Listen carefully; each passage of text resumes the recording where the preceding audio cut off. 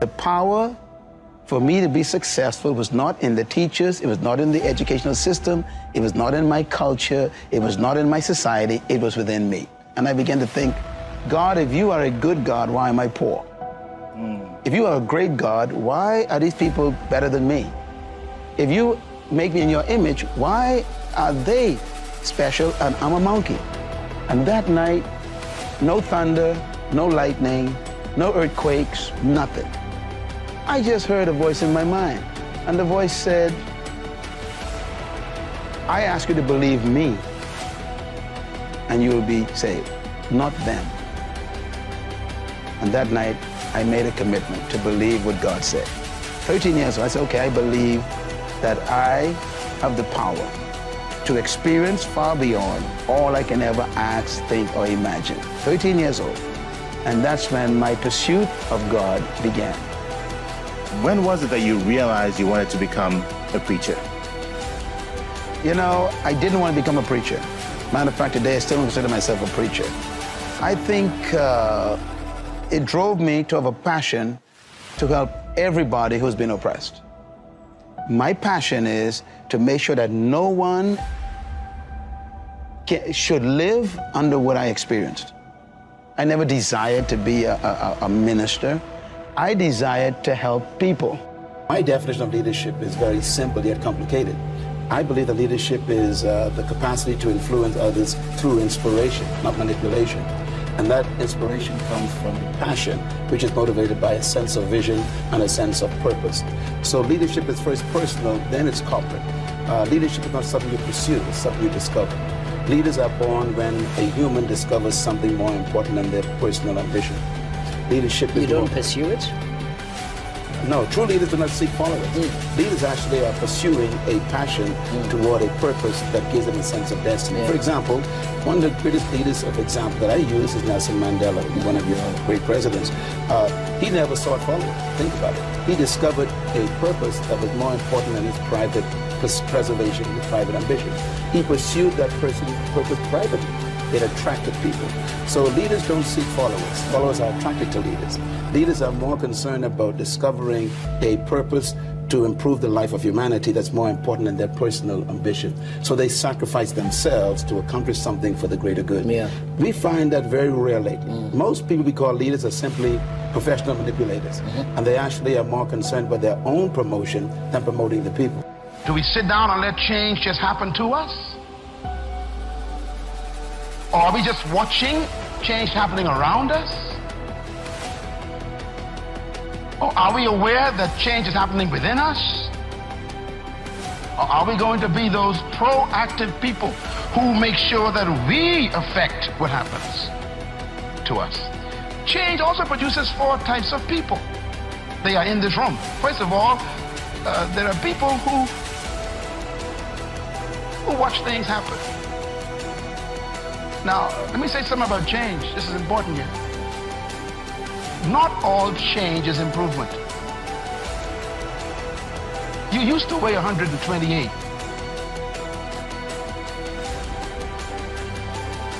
And now you changed.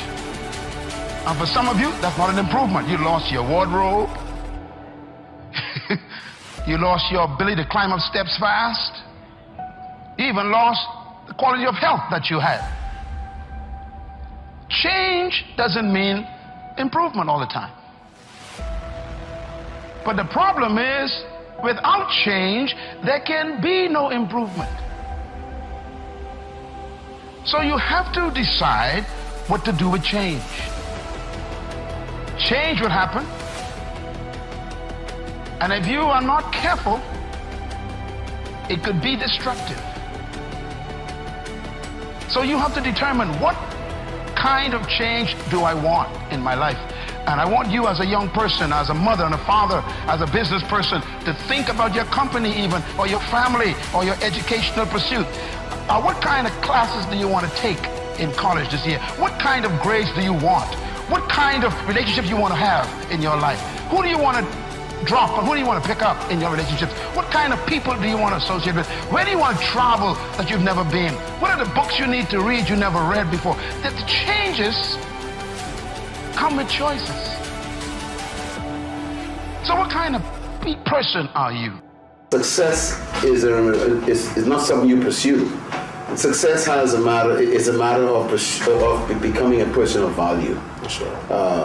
We should not be pursuing money. We should pursue purpose. We should pursue vision for ourselves and for our countries, for our communities. We should be not pursuing things. We need to pursue ideas. That's right. I always say that there are three types of people in the world. There's poor people, there's rich people, and there's wealthy people. Poor people talk about money all the time. Rich people talk about things. Wealthy people, they talk about ideas. Rich people, poor people, and wealthy people think differently. For example, poor people, they pursue money. Rich people pursue things. Wealthy people pursue ideas. And so constantly there's a different way of thinking. I hope that the third world countries and the young people of our nations will become ideas people. You know, ideas control the world, not money. And ideas attract money. So I think if we minimize this desire to get money and elevate the creativity of new ideas, we will find that financial results will naturally flow to it. Bill Gates didn't pursue money, he pursued an idea. Stephen Jobs, the late Stephen Jobs, who invented the Apple computer and the iPhone, he never went after money, he developed an idea. And I think, if you think of all the wealthy people in the world, it was ideas that made them wealthy, not money. That's right. So I think we need to switch it, reverse it. Don't pursue money and then try to get an idea. Get an idea and money to pursue the idea, and you become a byproduct as far as wealth. Change is inevitable. Change is also the principle of life. That means everything that is alive will change. And even things that are not alive will change. You know, a lady came to me, she says, I came to the Bahamas for the last 10 years and I missed 4 years. And I came here this past month and everything is different. The airport is new, she said. What happened to the old airport, she said. In other words, even the things not alive are changing. The way the river runs down the mountain is wearing away the mountain. You go back to that mountain 10 years later and the river is wider. Change is in creation. It's part of life. So here is the question then. Ecclesiastes chapter 3. It says, to everything there is a season, and to every purpose under heaven there is a time for it. To everything there's a season. How many things have a season? Everything. This is one of the best news I ever got in my life. When I understood this, I was a teenager and it changed my life. When I understood that everything is a season, let me tell you why. If you're having a bad time right now, it cannot last. If you cannot find a job right now, that is only a season. If your business is going in the wrong direction, it's a seasonal slide. If nobody wants to marry you, that's only a season. There's gonna come a season when everybody want to marry you. You got choices. If you have no money right now, the good news is I am seasonally broke. Tell your neighbor, it's only for a time. That's the good news. And that's why we are always reminded, never make a permanent decision in a temporary problem.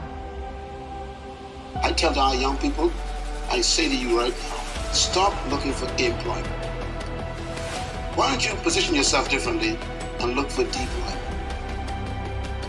To be employed means that somebody else is benefiting from your energy. To deploy yourself means that you are using your own energy to be productive. So instead of waiting for someone to give you a job, create your own work. That's why I tell people there's a difference between your work and your job. Your job is what they train you to do. Your work is what you were born to do. Your job is your skill, which they can fire you from at any time. But your work is your gift. No one can take that from you. Your job is where you get compensation for activity. Your work is where you get fulfillment because you love it so much. Your job you can retire from. Your work, you can never retire from your work because your work is you. So when a person discovers their work, they no longer need a job because their work makes them productive. So there are young people in this country who are full of talents, full of gifts. And I want to say this too. Every problem in life is a business. All businesses are simply someone solving a problem.